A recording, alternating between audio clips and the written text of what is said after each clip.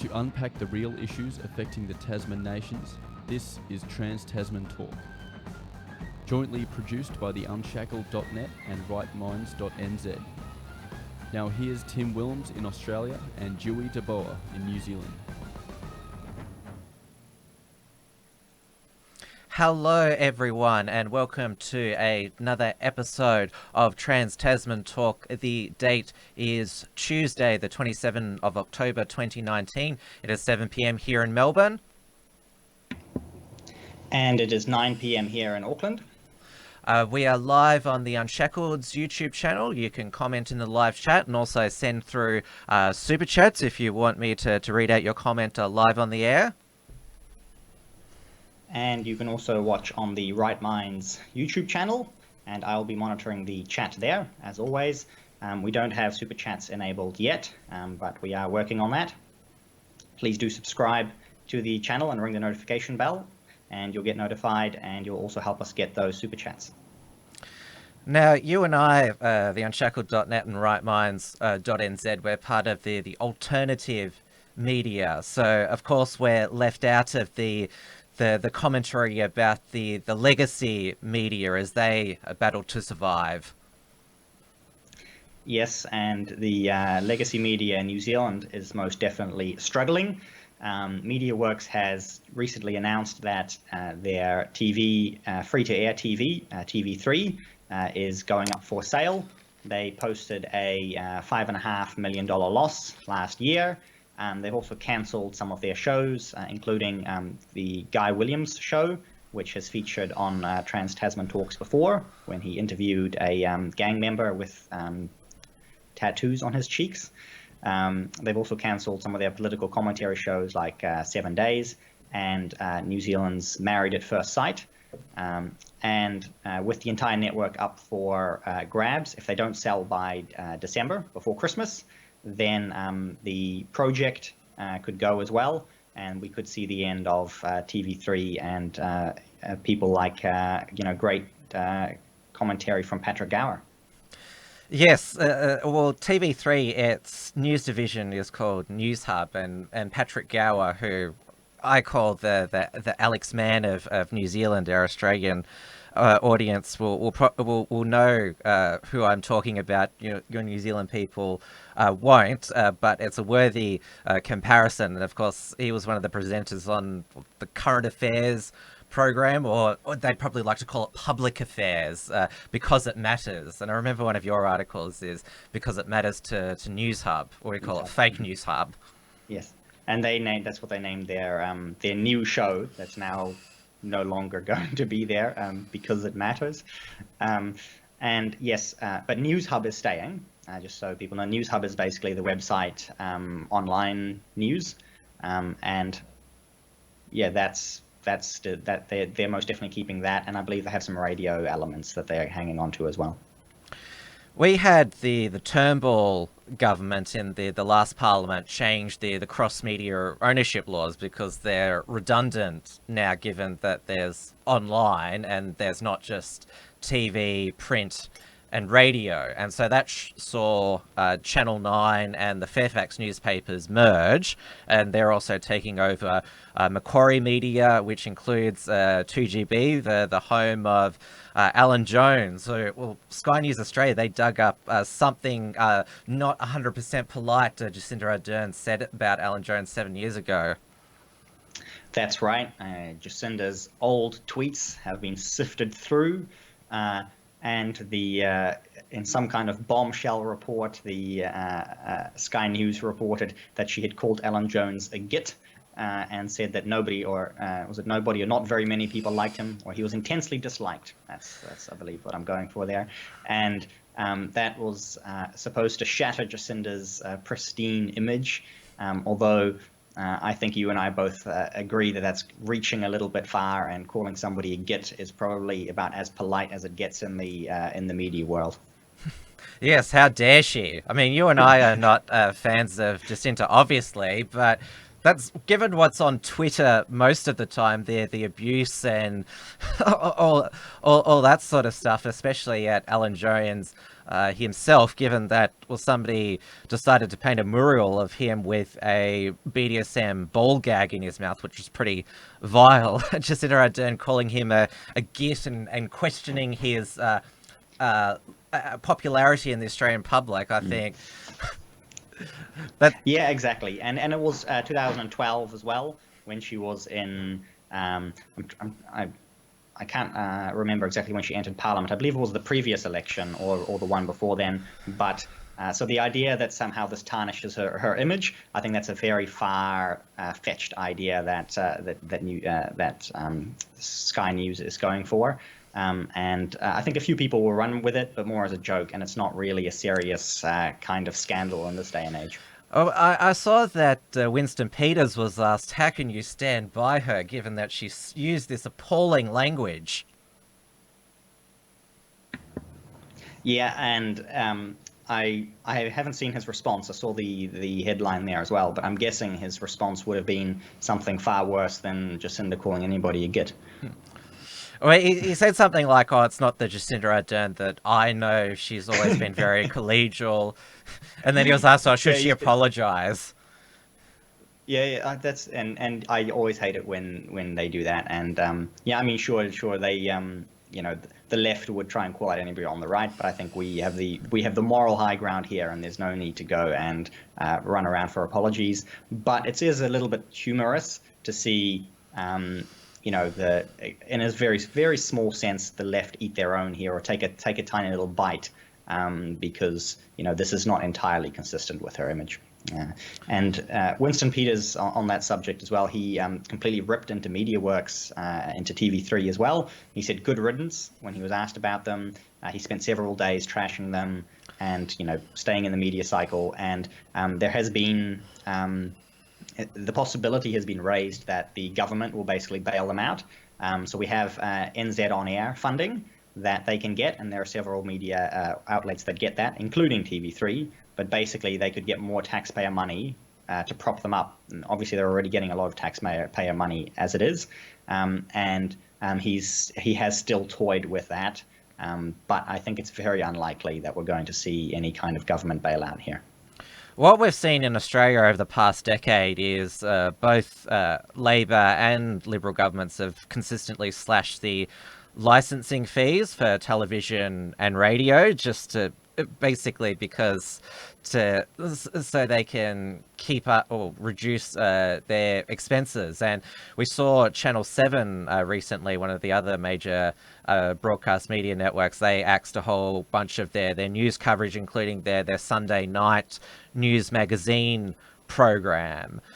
The reason why people believe that the Nine and Fairfax merger was stroke of genius, and now of course they've got Macquarie Media and 2GB, is they can now pool their resources, which is what you've got to do now. I mean, there's no real difference because print journalists, they're on TV as well now. It's not just simply you're either a editor and a reporter writing stories or presenting and broadcasting them. It's you're a jack of all mediums now. And News Corp Australia, which is obviously the biggest media company, they're able to pool their newspaper resources with Sky News Australia, which they own 100% of now. So there's a lot of crossover between their newspaper coverage and Sky News, and a lot of the News Corp columnists appear on Sky News as commentators. And we have quite a bit of overlap in New Zealand as well, but a lot more between radio and print at the moment. And the big TV, it was News Hub that had, MediaWorks that had News Hub, Magic on the radio, and then TV3 on air. And that's now fallen apart. It's a pretty tough world. And recently a merger between Stuff and NZME, which was basically New Zealand Herald and Newstalk ZB. A merger between those was declined by the government as being too monopolistic. But they were upset because it would lead to cutting their content. But we can see that a lot of the legacy, the way the legacy media works, is not a sustainable business, and they're slowly having to shrink or merge all of their assets.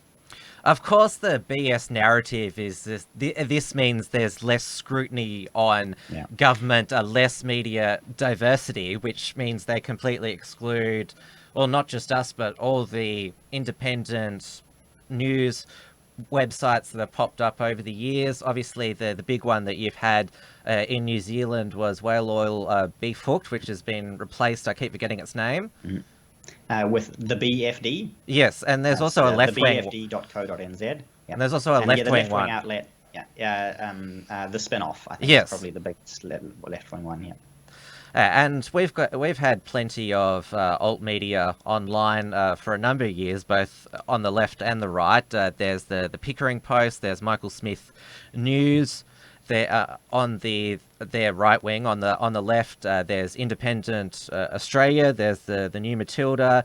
Then there's the sort of trash pop culture rags of junkie and pedestrian TV. Obviously, I call them trash, but of course they're allowed to exist and report on silly stuff that happens online. But yeah, the mainstream media, they're getting increasingly frustrated that their revenue is draining. They claim that they put in all the hard yards and do all the research and that. It's easy when they've already got assets and made millions of dollars over the past 50 years. And of course, that's why we saw after the 2016 presidential election, they wanted to crack down on fake news. And of course, we've seen big tech now, Facebook and Google and YouTube, they're promoting authoritative voices. And this year on YouTube, we've seen a flood of mainstream media moving over there at the expense of independent content creators. And we see a lot of the independent content creators do a lot of the hard yards themselves. We've talked a lot about Avi Yemeni in Australia on this show. Just before the show, you and I were talking about the hard yards being done by the Rebel in Canada with their elections today. And so the independent and alternative media is down there on the ground. Many of them in the United States as well, in the UK, Tommy Robinson, and so on. So the clickbait essentially was the driving business behind the legacy media. They got to sell ads and clicks on websites to get ads, and then ad spots on TV. So they just got to sell ads, and they're churning out content to sell these ads. And all of the new media and the alt media largely runs on donations. Thanks to all of those people who give us donations. If you're watching, hello to those in the chat. You can give a super chat, and Tim will read it out on the Unshackled channel, or if you leave a comment on the Right Minds channel, I can read that out. And a lot of the alt media is driven mostly via donations and people paying for the content directly. And the legacy media is really struggling there to convert into having people actually voluntarily pay up for content. Well, there's obviously we have the Guardian in Australia, which is originally a UK newspaper, but in Australia it's online, and even in their online form, especially in Australia, they're a digital operation, so you'd consider them I wouldn't consider them alt media, but just new media. Yeah. They obviously at the beginning could rely on ad revenue, but now they're asking for donations as well. There's sort of three, I would say, three different levels of media. There's the establishment legacy media, which is the newspapers, radio, television. Then there's I would say the new media that's been accepted as mainstream. So Huffington Post, BuzzFeed, Vice, that's sort of acceptable new media that are allowed to get press passes to parliaments and the White House, that sort of thing. And I should mention here in New Zealand as well, the New Zealand Herald has made a successful transition into subscription-based reporting as well. They seem to be doing pretty well with that. So it's the ones who are truly relying on the old, selling ad spots and selling, and driving clicks through for AdWords and so on. They're the ones who are genuinely struggling.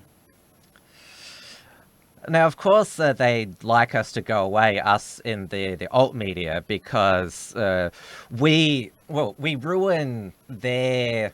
They like to be the gatekeepers. They get to decide what is reported and who's given a platform, which is why they don't care if we're kicked off social media or we're affected by new hate speech laws that are passed by the parliament. But it's interesting that they never thought that such government laws or directions could be used against them, because there's been two federal police raids on mainstream media journalists. There was a raid on News Corp journalist Annika Schmethurst. She published a story about the Australian Signals Directorate, how they wanted to increase their surveillance on everyday Australians, when it's supposed to be a defence signal, well, as its name suggests, checking what signals are coming in from overseas. And then the ABC, our state broadcaster, they got their officers raided over a series of reports called the Afghan Files, which alleged our soldiers in Afghanistan covered up potential mistreatment and atrocities. It's funny that the cheerleaders of restrictions on freedom and silencing those they disagree with. They never think it's going to affect them, but they've been very triggered by these police raids, and so why they launched on Monday the your right to know, and this was the front of, this is the Melbourne Murdoch paper, the Herald Sun. And so it says, news restrictions, secrecy, jail terms for journalists and whistleblowers. It couldn't happen in Australia. It's happening now. When the government starts hiding the truth from Australians, what are they covering up? And they've got a website, yourrighttoknow.com.au. And it's interesting that this coalition of media organisations, it's called a united front. There is all of the media outlets. They are licensed television or radio networks, or their newspapers, well, news outlets that have once been newspapers. The only ones that aren't newspapers in Australia are Daily Mail Australia and Guardian Australia, which I already mentioned have been newspapers over in the UK. So it's basically your right to know what we want to tell you. And this is, they believe that they're the authoritative journalists, the real journalists, because they basically want exemptions from national security laws. I'll just go through it's actually quite hard to navigate this website they've set up. If I... You had a similar situation with CNN during the 2016 campaign in the United States, where they said, it's illegal to read Hillary's emails, but we can read them for you and tell you what they are. Yeah. And they want special laws for them. We've had cases in New Zealand too with journalists raided because they've broken the law, and then said, oh well, we were breaking the law, for the common good. And normally that doesn't apply. I've got it. I'll just, I might as well just, I'll put it over your face if you don't mind. That's fine. That's fine. Yeah. You can. Yeah. So this is their demands. What we want. To make sure journalists and their sources can expose their own doing without fear of reprisal, we're seeking a suite of reforms. The right to contest the application for warrants for journalists and media organisations. Exemptions for journalists from laws that will put them in jail for doing their jobs, including security laws enacted over the past 7 years. So they're actually after special treatment there. And of course, what is a journalist? They would say that they're the real journalists. Public sector whistleblowers must be adequately protected. And then, of course, there's what is a whistleblower. Of course, there is genuine bad things that the bureaucracy is doing and keeping secret. But then, of course, there's alleged whistleblowers. They're some of the time they're people with an axe to grind, or it's part of some part of payback to the governments that's in charge. A new regime which limits which documents can be stamped secret. I don't mind that. Properly functioning freedom of information regime. I don't mind that. And defamation law reform. Now, Probably the most concerning new development in Australian defamation law has been that Australian media companies are liable for comments that are posted on social media with their stories, because Dylan Voller, who was this youth Aboriginal criminal, mainstream media published a whole bunch of stories about his criminal history, and like the comments under those stories, can you imagine, don't hold him in high regard. And so he launched a class action against a lot of them, and a preliminary ruling was issued, which basically said that, yes, not Facebook is liable for the comments published on its platform, but the media organization, even though the comments are on Facebook, not on their actual websites. Yeah, that's a really bad court ruling, and you'd be looking to have that overturned or have some law passed to undo that. Interestingly enough, in New Zealand, we have media voluntarily censoring comments on their social media accounts. Most of them, more than happy to remove comments on their Facebook pages. But you can see a lot of them, especially in a larger country, they're going to get hundreds or thousands of comments on almost every post. And that's not something that's reasonable for anybody to manage on a social media account.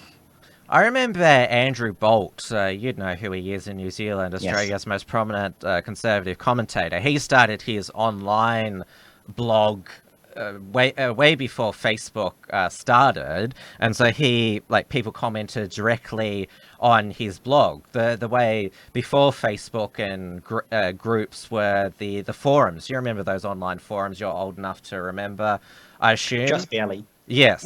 Yes. Well, Andrew Bolt, because there were people eager to pick up on the comments that were posted on his blog, he had to employ moderators for it. And because they didn't work weekends, the stuff that he posted on Saturday and Sunday, feedback couldn't be given because there were no moderators. But that just gives you an indication of, in the digital age, that online journalism, you're held accountable for the comments that if they're supportive of you, they're a reflection of you. But of course, that only applies to right-wing commentators and non-leftist media outlets. Yes, and always when people ask about social media, comments on social medias and posts, I always say, well, we do the bare minimum in terms of moderation, and people should to be taking responsibility for their own comments, and comments should not be seen as endorsed by the platform that they're posted on, and that tends to be far more effective and doesn't waste everybody's time, because people can see who's making the speech should be owning the speech, and you shouldn't be holding the platforms liable. And that goes further to deplatforming in the real world as well, where we have an ongoing story in New Zealand with Massey University, the famous anti-free speech university. They've just had 2 more strikes against their name this week. They cancelled a feminist talk because the feminists were opposed to the trans movement and the transgender ideology. They wanted women's spaces to remain for women, and women's sports to remain for women. And again, the whole drama of health and safety went on, and eventually the feminist event was cancelled. A very famous feminist columnist, Rachel Stewart, who wrote for the New Zealand Herald, actually had them refuse to publish one of her columns on this subject. So she quit, and it was republished by all of the blogs and old media, and even, I believe, 1 or 2 other mainstream media organizations. And then just today, it's been revealed as well that Massey University has pulled down all the pro-Hong Kong posters on the university. So there's no more standing up for Hong Kong, no free Hong Kong stickers or posters allowed anywhere at Massey University. And we suspect they've, are worried about losing the money from, Chinese exchange students, just as the cancelling the feminist event was because it was threatened they would have their rainbow tick removed. and so they basically have bowed down to the more powerful forces and continue to deplatform people at a university. How far we've come, that there used to be a tick for that food was healthy for your heart, the Heart Foundation tick. Now we have the more important tick to get these days is rainbow tick, that you're supportive 100% of the LGBTQ agenda. Yes, except for apparently the feminists or lesbian women and so on. They're not important anymore. They've been pushed off the edge.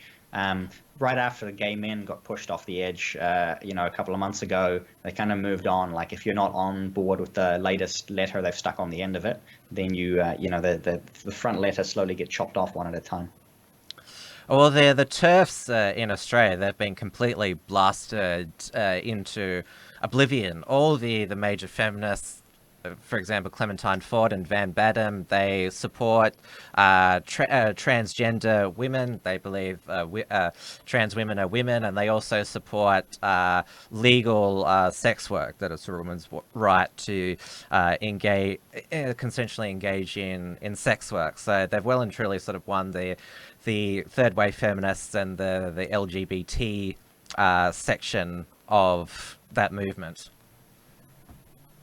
And we have very few of those left in New Zealand. I suspect this particular event and this columnist, Rachel Stewart, I believe they were sort of the last of the standing, second wave feminists, probably, if you can call them that. Although, I think Rachel Stewart was very famous as a third wave feminist until, she realized that her own revolution was coming for her. And that women's spaces would be removed. The entire concept of being a woman would be obliterated. That no woman would ever win women's sports again. And she realized that and didn't want to get with the program. After that, you're on the chopping block. So we've seen play out, these two raids were in June of this year. It's now October. There's been a parliamentary committee on answering this question, how to balance what's termed public interest journalism and national security laws. And the federal police, they haven't at this stage ruled out charging the journalists. They definitely want to charge the whistleblowers. And the Secretary of the Department of Home Affairs, Mike Pizzullo, he's probably Australia's most powerful bureaucrat because our Department of Home Affairs takes in the Australian Federal Police, ASIO, our domestic surveillance organisation, and the Border Force. And with regard to the Australian Signal Directorate leaks, he basically said this is not a case of a noble whistleblower. This was a intra-agency conflict dispute, and so this whistleblower should go to jail. He was pretty open about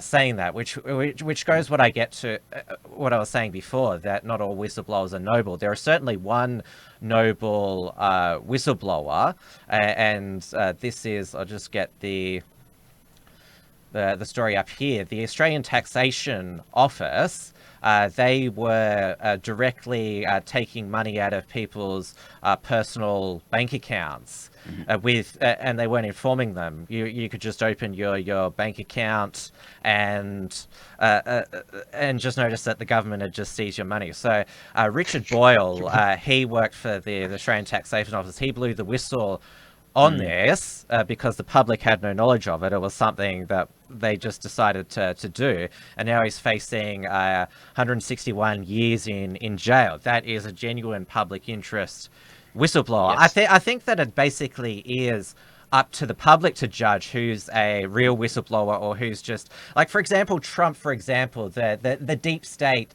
their leaks and whistleblowers, of course, they're noble against the orange man fascist. Yeah. But it's done for a purely partisan purpose, right? Yeah. And you see things like that happen. And this is why you should have, whistleblower laws that protect people who would be genuine whistleblowers, and you do have, have a public interest case where all of these things get balanced up together. and someone who highlights genuine injustice is protected by the whistleblower laws, but somebody who is deliberately targeting certain political factions, and it's clear that they have a connection to another faction, then you're no longer dealing with somebody who's acting in good faith as a whistleblower. It's been criticised that the Attorney General in Australia, which is Christian Porter, he gets the final sign-off over whether journalists can be prosecuted, that apparently this is bad, it should be with an independent person. But I actually think this is a good thing, because the Attorney General, he is an accountable, elected politician. He is accountable to the people, and obviously if he's ordering the prosecution of countless journalists, it's not a good look to the public for his government. But the public service deciding these things, they are unaccountable.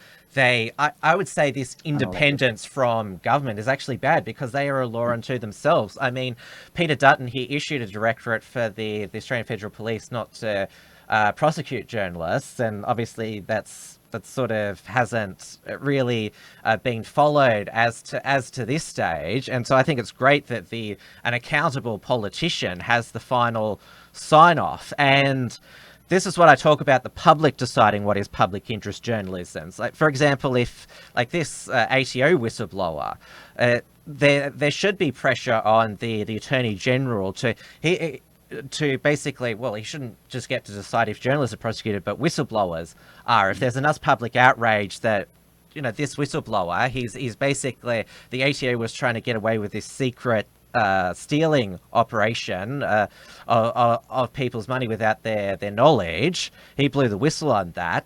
There's enough public anger at something like that, the Attorney General can just say, okay, not going to prosecute this. So this is where I think actually having a politician, a democratically elected politician, because people don't they don't take kindly to thinking that they're living in a police state.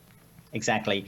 And it's a little bit circular with regards to whistleblowers and public accountability. But if you're living in a police state or an authoritarian dictatorship, you don't have whistleblowers. You can't. So if you live in a free democracy, you can have whistleblowers.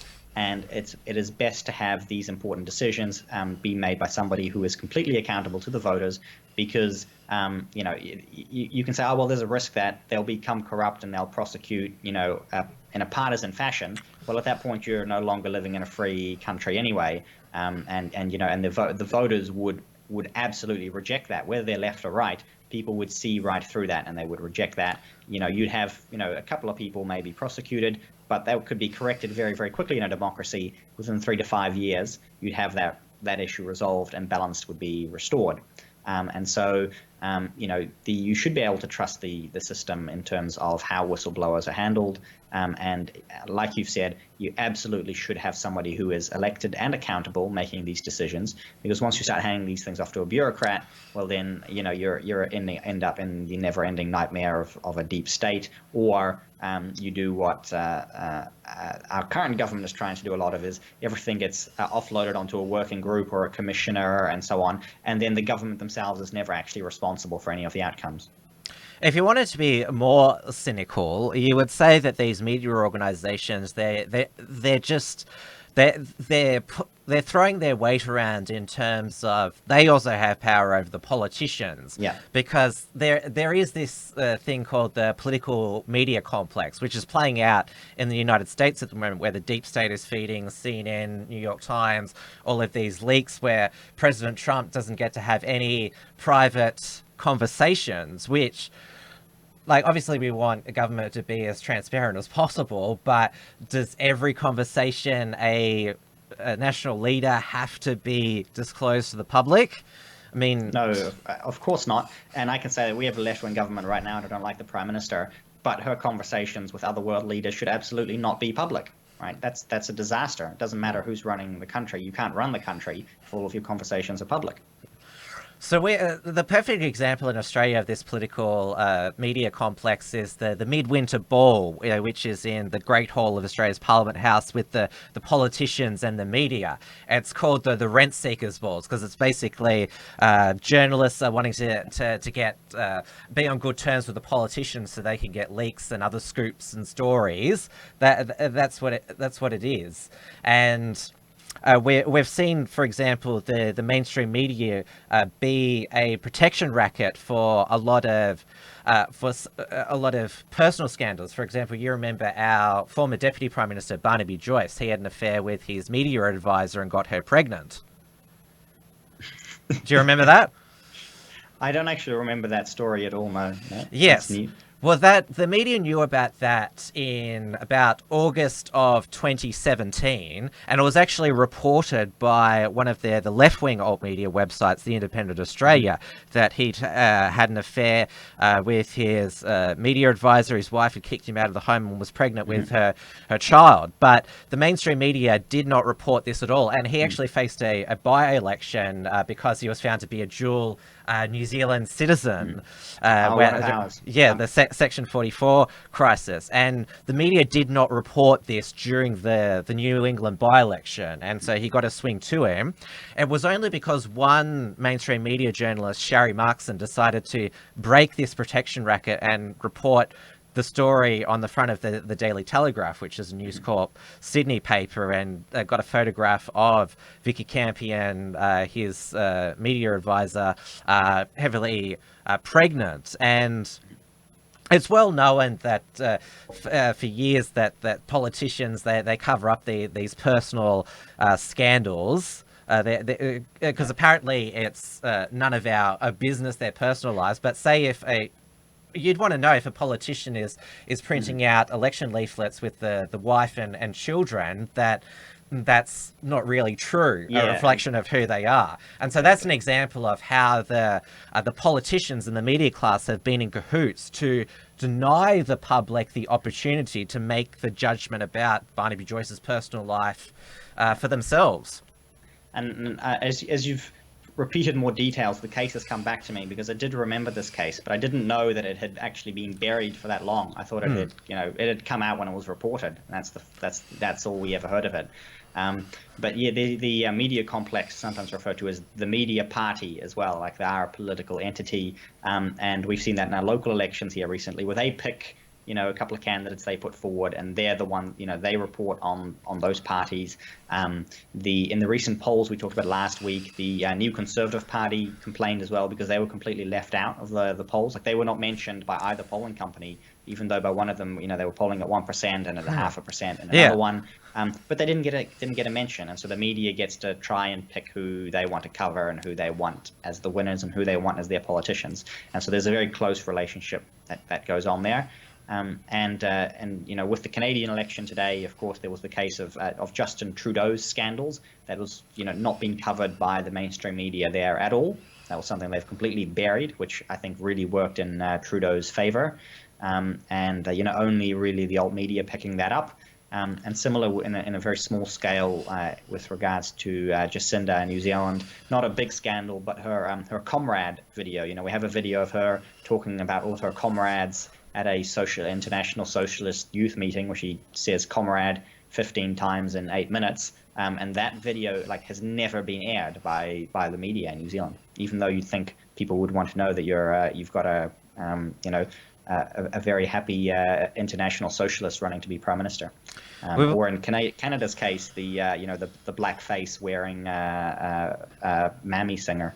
Yes, which was reported by an American news outlet, not a Canadian news outlet. And we'll get to the actual results of the Canadian election at the end of the show. But you and I both watched the Rebel News live stream, which used to be Rebel Media. They've now basically Rebel Media, because obviously they sort of expanded very quickly and had a number of high-profile departures. They've basically settled now on wanting to be a Canadian-focused news video organization, and they sent their reporters all around Canada to ask the politicians questions, and they were frequently blacklisted and persecuted. And because Ezra Levant, he receives lots of money from his supporters, they were able actually to sue the Debates Commission to get a press pass to be in the debate, because they're originally excluded. But not most alt media outlets can't afford such a case. And I remember Rebel News reporters described themselves after that decision as a court affirmed reporters, because whenever they turned up at press conferences, most of the politicians refused to answer their questions. And there was even one case where probably their best reporter, David the Menzoid Menzies, as he's known, he tried to ask the Conservative leader, Andrew Scheer, whether he believed in free speech. He was arrested and handcuffed and driven across town. And David Menzies, he's not one to give up. He went back and he managed to get into the next event to ask, why was I arrested? But that's basically... It shows that even a major, well-resourced alt media outlet is still treated like they're not a proper licensed. Of course, there's no such thing as a news journalism license, but if you're not sort of in the establishment, then the obviously the Canadian mainstream media blacklisted them, and so did the politicians. Can you imagine if, say, a CBC, which is the Canadian state broadcaster, imagine if one of their reporters was handcuffed and driven away in a police van? It would be the front page news for the next week or the next 2 weeks, especially if it was done by the Conservative Party leader. You would never hear the end of it. That's the complete opposite for the Rebel, but they keep going, and they had a great broadcast today on the election, and I saw some of their clips of the reporting during the election, and like you said, they continually kept getting asked, where's your license? Where's your license? Like, oi, are you practicing journalism without a license? Continually just going after them.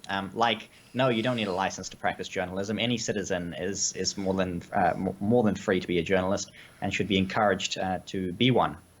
And it's a silly thing that, what is a journalist? Who gets to be an accredited journalist? Well, they would say in Australia we have what's the Journalists Union, the Media, Entertainment and Arts Alliance. So it's sort of unofficially the belief that unless you're a member of that union, you're not a real journalist. But of course, well, there's journalism schools at universities, but most of the journalism graduates they churn out don't actually get jobs as journalists.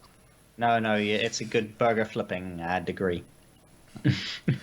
I also want to give a shout out to a couple of people in the chat, since I've had a few other people say hi, and particularly a shout out to Julian Assange when we were talking about whistleblowers before, of course, as the original. He's not a real journalist though. even though, he's both a journalist and a whistleblower to anybody who's paying attention. But yes, to the media, of course, he's not a real. Well, Chelsea Manning was the whistleblower who put it was so. This is how unsecure the US government is, that Chelsea Manning was just able to put on a Lady Gaga CD all these cables and give it to Julian Assange to publish. But it's interesting that the mainstream media said, "Oh, he should be locked up, Assange. He's endangering national security." Oh, but we're still allowed to report on the cables that we don't approve that he released. Yeah. So it's okay when we have a hold of this information, but not somebody like Julian Assange. No, and it's again he falls outside of their of the approved mainstream. We had, I'm still old enough to remember, during the Julia Gillard Labor government, where the Greens supported her, they had a inquiry into Well, the Greens wanted it into media bias because they didn't like that News Corp was saying bad things about them, and so they had the Finkelstein inquiry, it was called, and they proposed a news media council which would have the power to compel, even if you were a blog with 43 views per day, you could be regulated by this and forced to give people a right of reply. They could compel you to publish like apologies and give like your enemies a platform. Yeah, and it's just bizarre. And like, especially with the internet, like there's so many blogs out there, so many places where somebody will publish your reply, right? There's always a bigger fish, there's always a bigger blog or a bigger outlet, and we got to tone down a little bit on the regulations, not ramp them up. We want more freedom.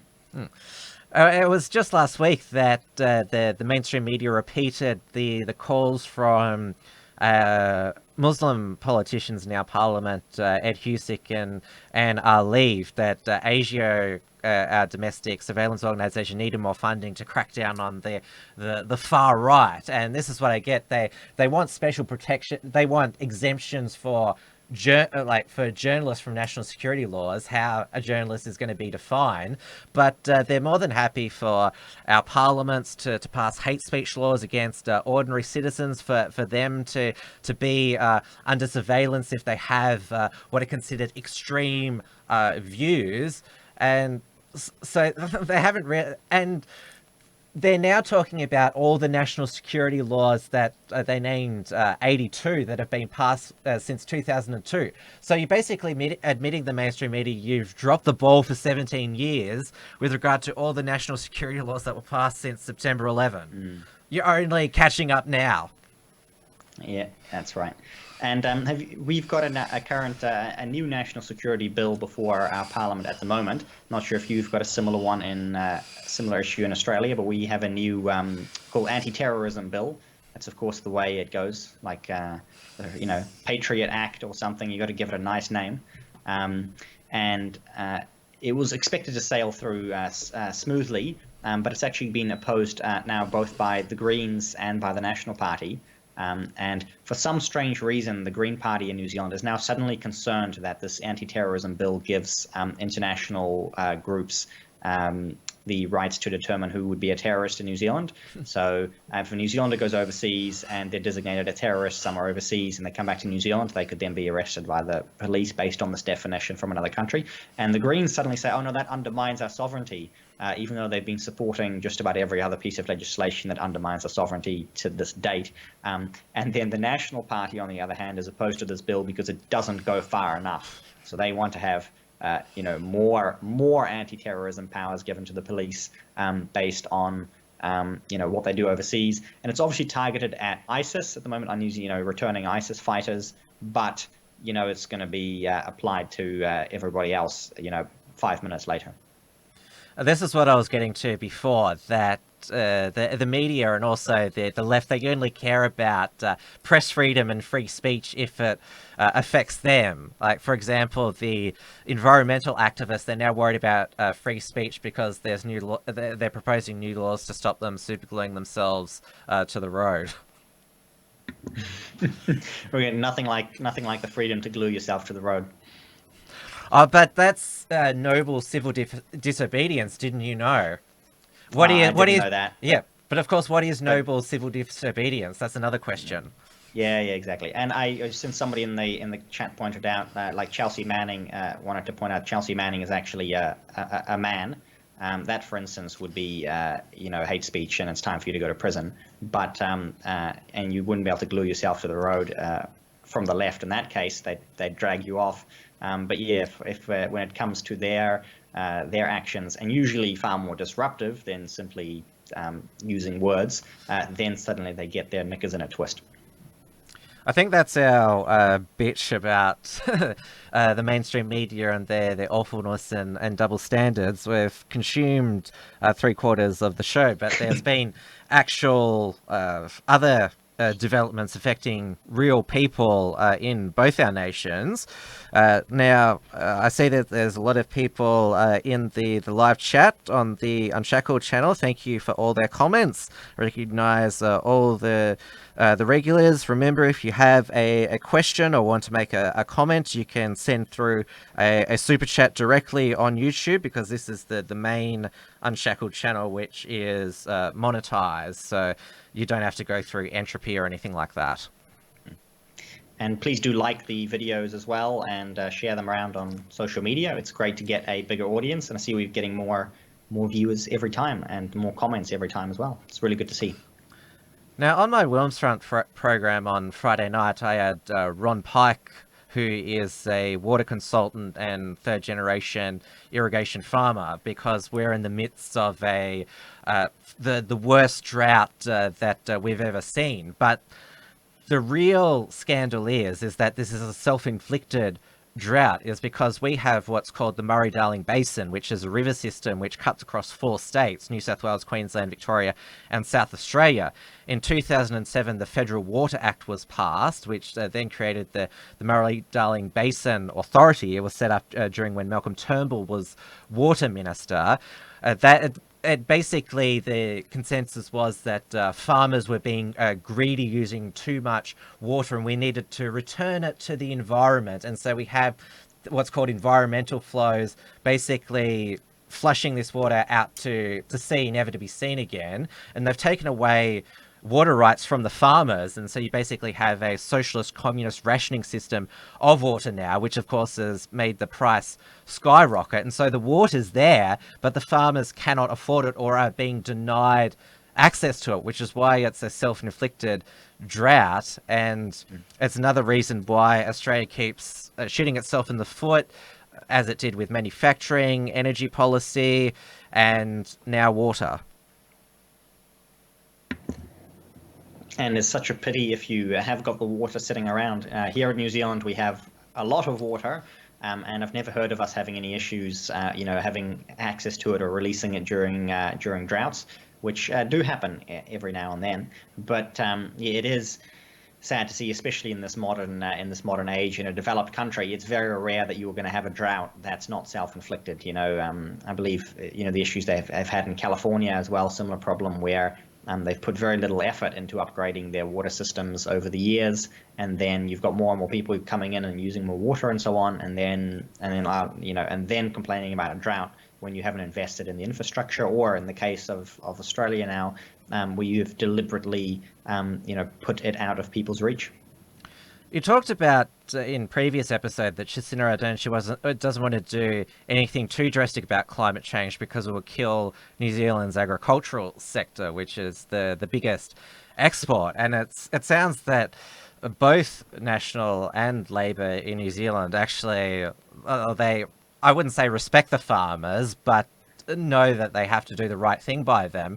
Well, we have most of rural Australia represented by the National Party, which is the junior coalition partner of the Liberal Party. And they've been in government federally for most of the past 15 years. And in the state of New South Wales, which the drought, rural towns are about to run out of water, they've been in power, the Liberal National Party, since 2011, and they're supposed to give people in the bush a voice, and they've been complicit in all of this, basically let down their voters. Yeah, voters, because they are focused specifically on rural Australia. They only really have one voting base, and they've completely failed them. Yeah, that's a complete and utter disaster. And I have talked to or heard from someone who's talked to a lot of New Zealand farmers over the past week, and they have mentioned that all of the farmers are actually complaining about the kind of like the slow restriction, especially of environmental regulations in New Zealand. So they do feel like in New Zealand, especially, they are under pressure, but in a very, very slow manner. Like they keep having one little thing piled on after the other. Many of them are getting desperate in terms of costs with environmental compliance these days. We have got a super chat here on the Unshackled YouTube. It's from Antonio Pecco. I know who that is. I'm not going to reveal their identity. They've asked, is Dewey De Boer going for a Kane Williamson look? Well, will I embarrass myself if I say I don't know who that is? No, I don't know either. So Or too obscure. please elaborate. If you And just posted it as another comment, I'll still read it out. thanks. I have had a comment. I have put some more lights up, by the way. I got a lot of comments last week about my very orange look, and I've got a lot more white light now, and I'm almost the same color as Tim. Where I don't think I'll ever get as pasty white as he is, but we'll work on it. So you're not using those energy efficient light bulbs, which Donald Trump blames is why he always looks orange. I actually have one of the lights is actually orange. That was the problem. Is I've added just had to add some white light. So you never know. It could be Trump's problem as well. He's the New Zealand cricket captain. You see, I knew I was going to get in trouble. I'll look that up after the show. Yeah. New Zealand's still in the Rugby World Cup. I just know that Australia's out. That's all I know. I thought of opening the show with that, but now that we have, everybody's watching, but Australia has done very poorly, and it, probably hasn't helped that you destroyed your team by removing your star player a few months ago, New Zealand is topping the charts, just so you know. Well, New Zealand has always been the world champions of rugby union. That's basically the only sport you'll ever be world champions of. Well, you're the only nation where it's your national sport. Oh, yes, it is, yeah.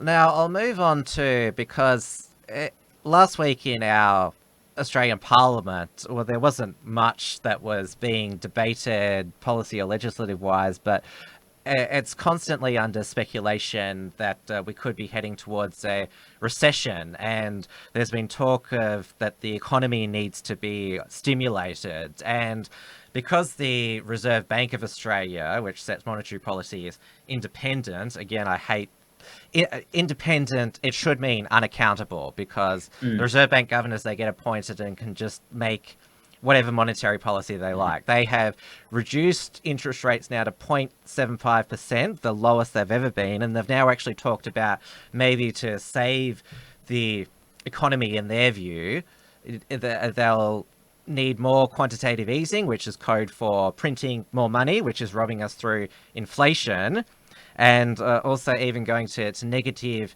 interest rates, because the Morrison government, they're not going to do any economic stimulus or fiscal stimulus.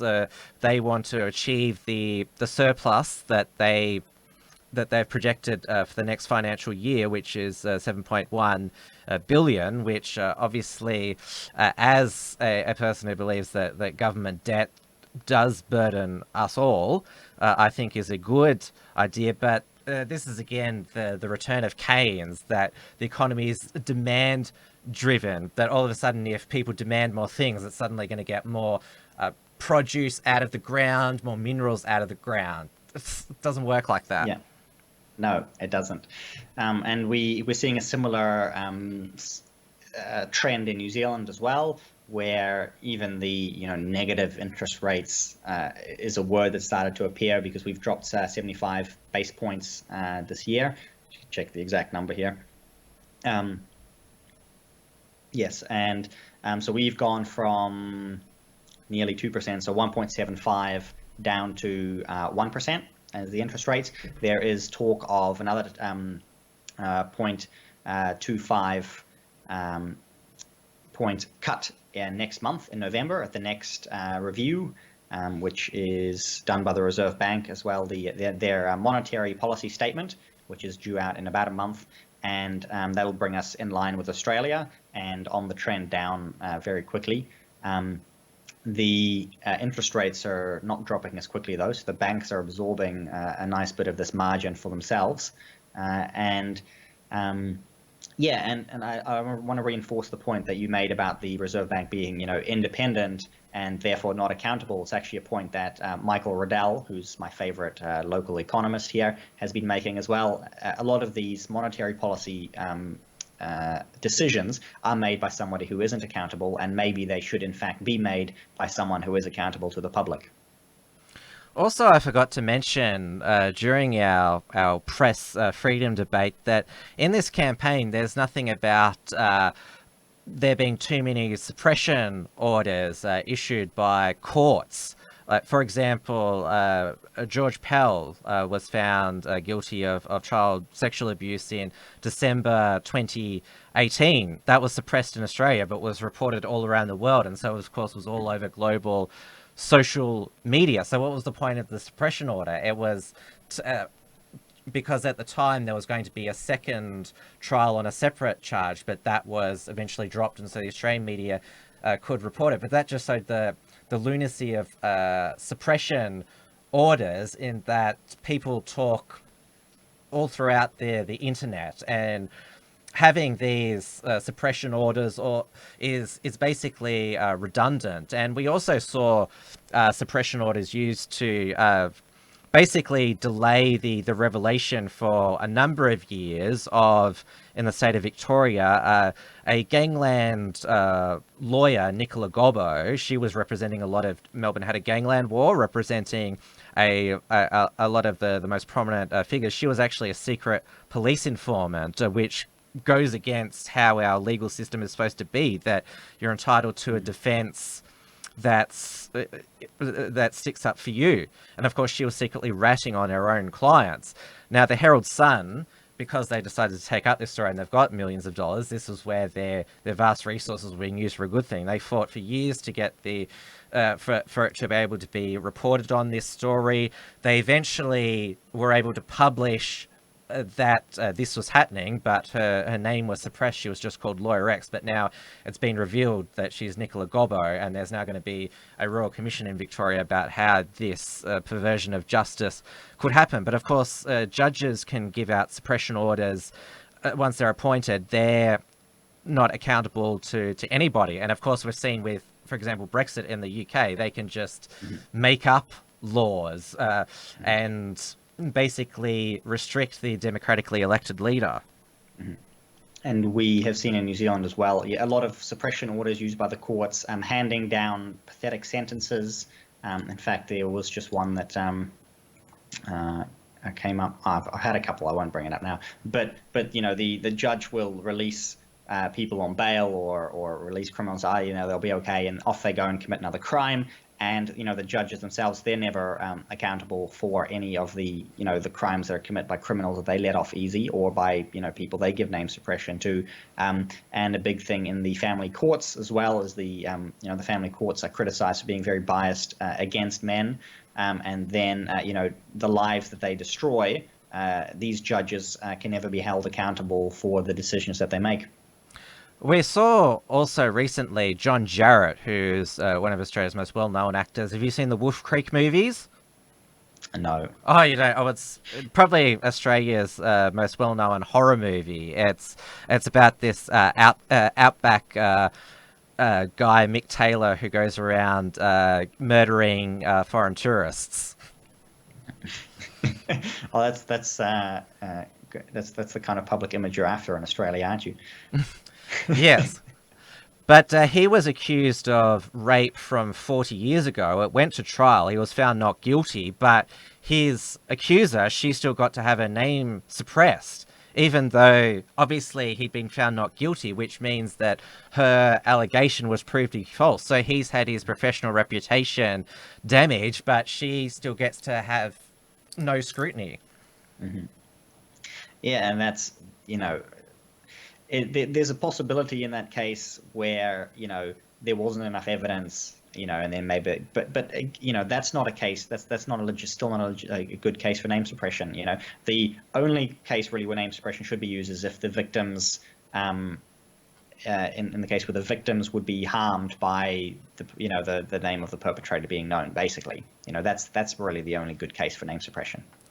We've just ticked over an hour. We've got we've got two more topics. Do you still want to keep going, or Should we go on for a little bit longer? I think we'll go on. The chat can let us know if we're too over time here.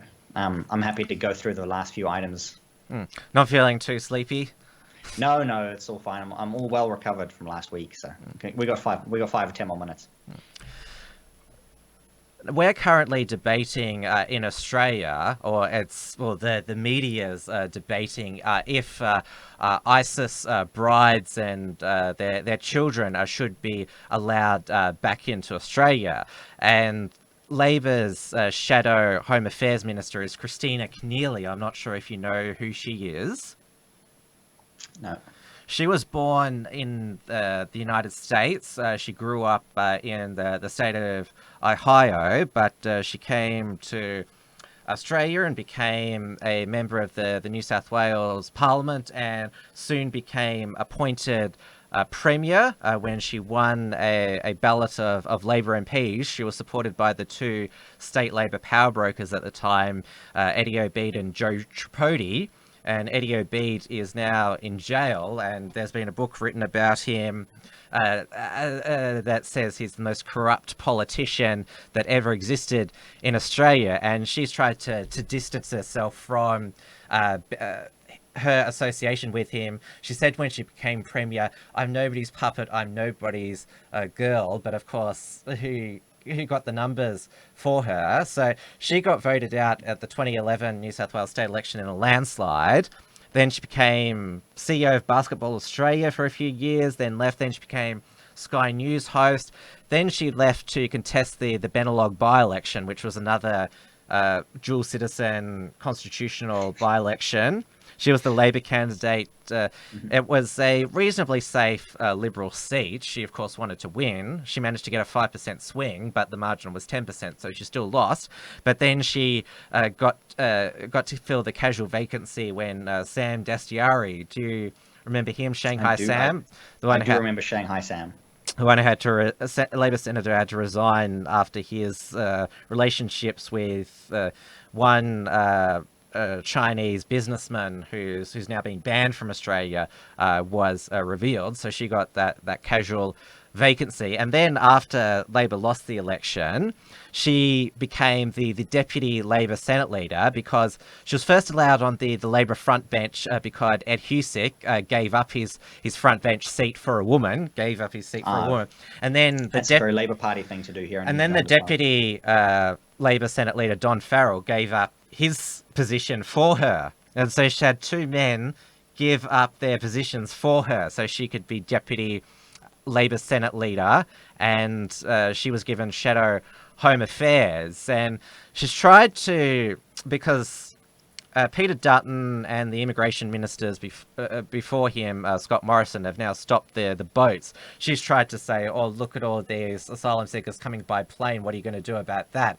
As if Labor has a leg to stand on border security. Well, she believes that Australia has a moral and legal and ethical obligation to accept these ISIS brides and children back, because, well, the children are innocent, and of course some women were naive and thought they were just going on a great adventure, because of course some feminists believe that women aren't responsible for their actions.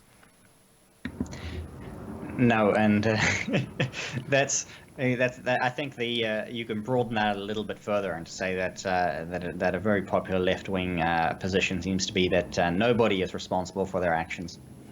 We've got another super chat from Antonio Pego. This is for $5 New Zealand. The previous one was $2 New Zealand. So thank you for that second extra super chat. Ask Due if he knows a New Zealand channel across the Rubicon. He's a conservative YouTuber who refuses to acknowledge globalists in our government. Yes, I do know Cross the Rubicon. I've actually met him when he was up in Auckland a few months ago. So yeah, good channel. You can check it out if you're interested.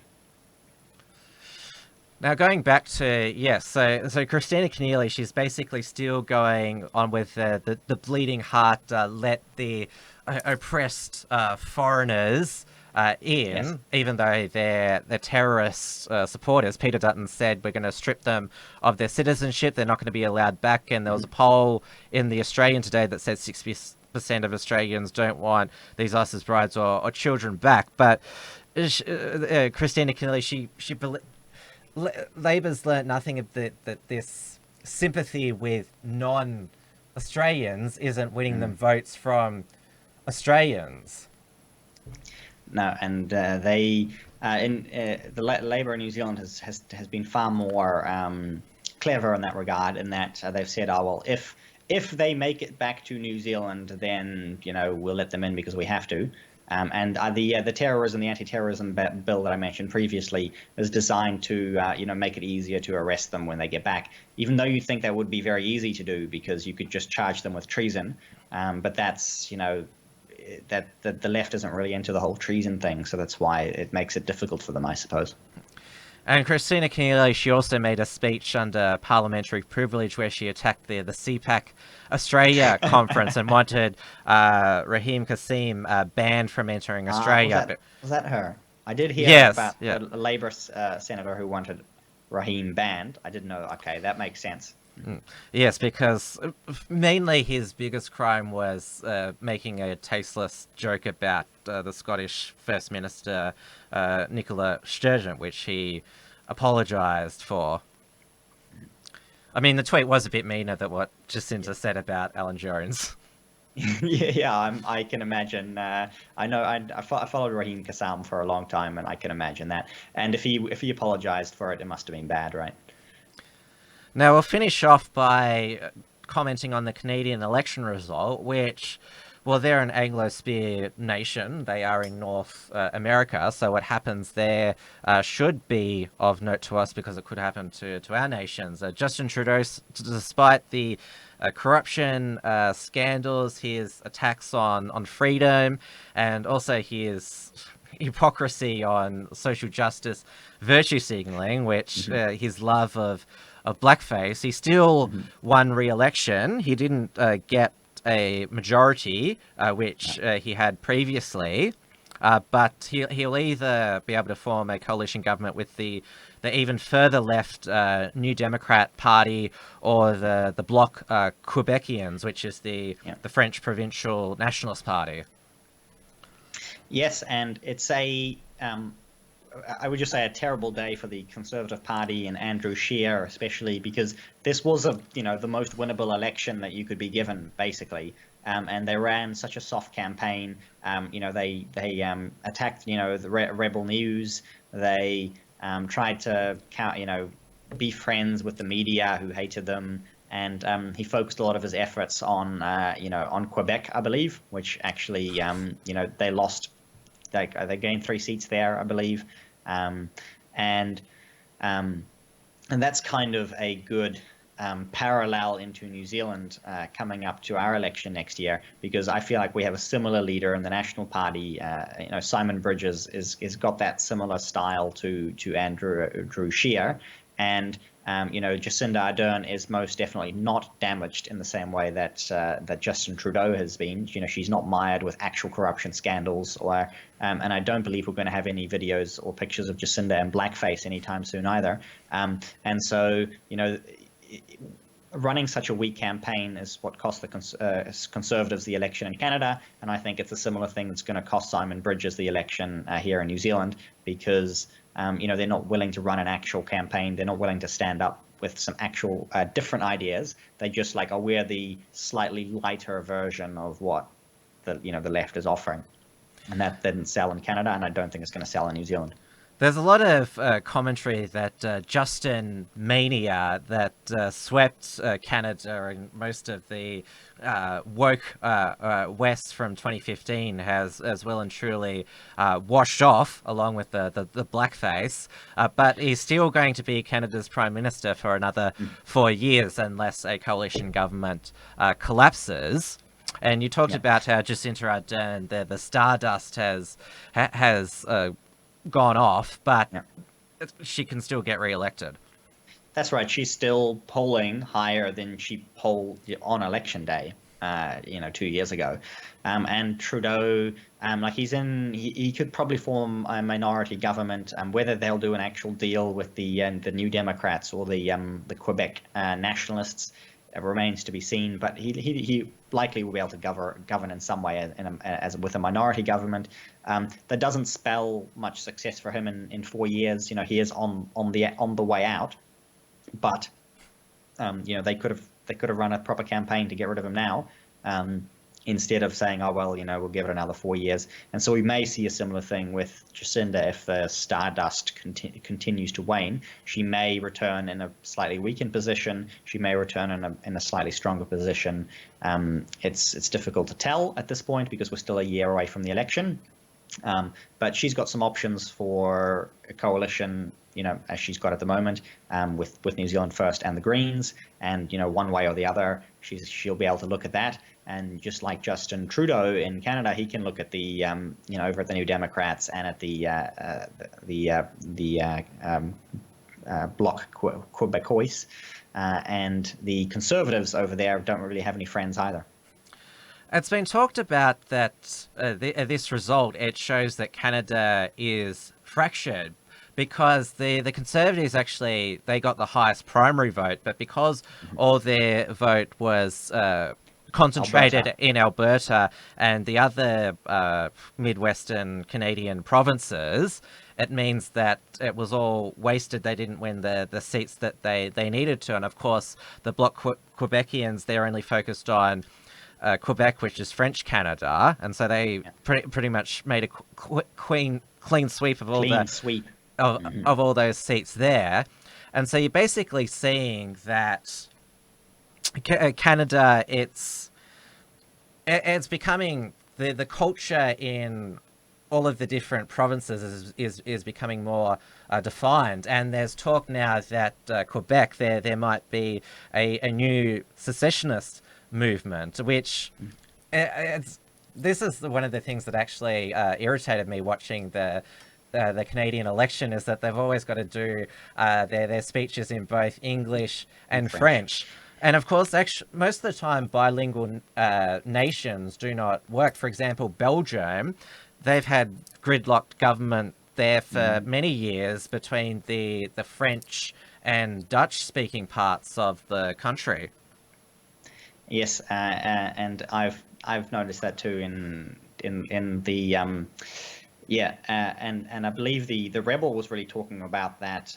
Ezra Levant was saying you can't have an Anglo be the Conservative Party leader either, because they've got to be able to speak French as well, or or you can't win a national election, and that makes life incredibly difficult over there. And the talk of secession apparently is even increased in Alberta as well, because they won. Conservatives won 80% of the vote there. Like, it's basically a complete one-party state in the little state there, and they're saying, well, the rest of Canada hates us. Maybe we should go our own way. And Quebec obviously has been talking about secession for 100 years or more. Whether they will get there will remain to be seen, but they'll be in the strongest position for that, since that they've ever been. I support secession everywhere. I support Scottish independence. There's a lot of talk about Western Australia seceding from Eastern Australia, which I support. It's across most of Australia's population is on the east coast, and so the west gets neglected. And so if they want to be independent, I think that should be respected. And I know one of the New Zealanders I interviewed on my old program, The Unshackled Ways, was Solomon Torkilson, and he's Southern independence. He's quite keen on that, and which was a thing in Dominion New Zealand. Yes, the South Island independence movement is probably about as old as New Zealand.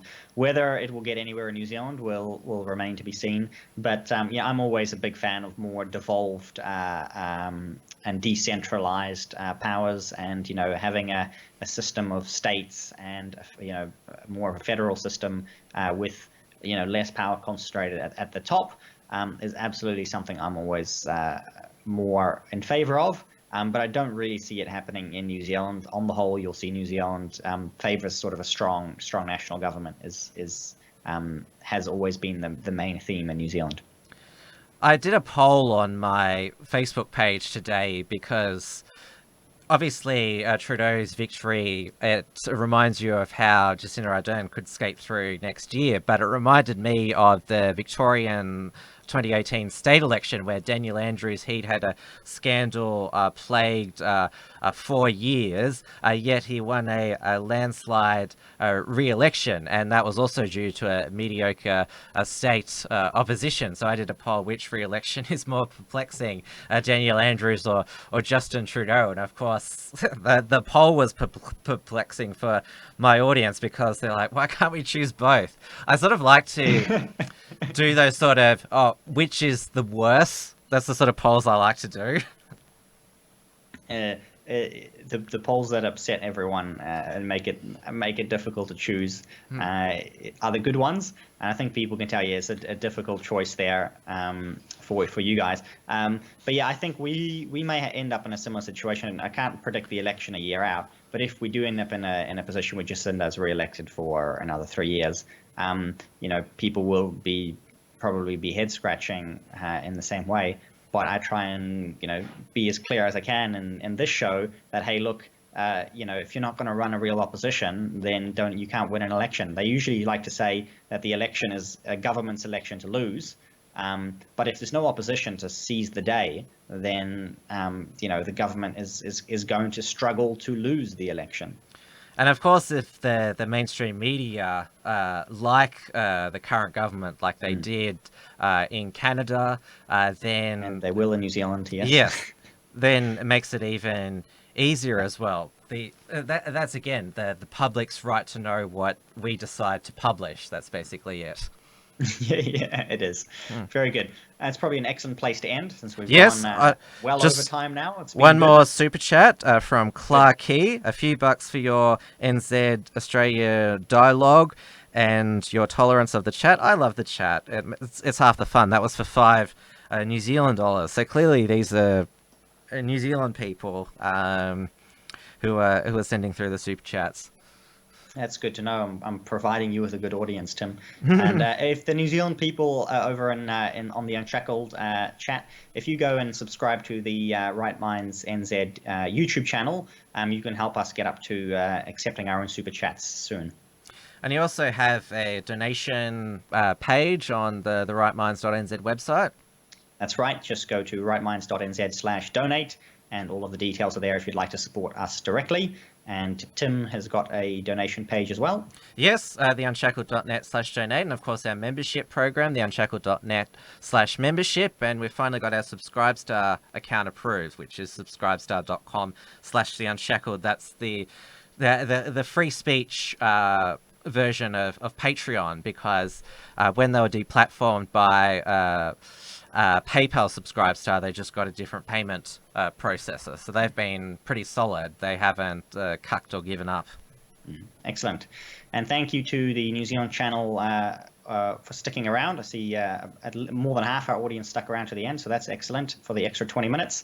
And yeah, it's nearly 10:30 here, so that's the end of it for me. Thank you, and good night to everyone. Yeah, and tomorrow night I'll be back 7 p.m. Melbourne time with Wilmsfront, and then after that it's on 8:15 p.m. Melbourne time, it's Dear Beltran's weekly live stream. I won't go through the whole Australian alt media lineup right now. I'll tell you all about it again tomorrow night, but just watch tomorrow nights, and I'll plug the rest of it because I know Due wants to go now. Thank you, and we'll see you all next week at 9 p.m. New Zealand time every Tuesday. See you then.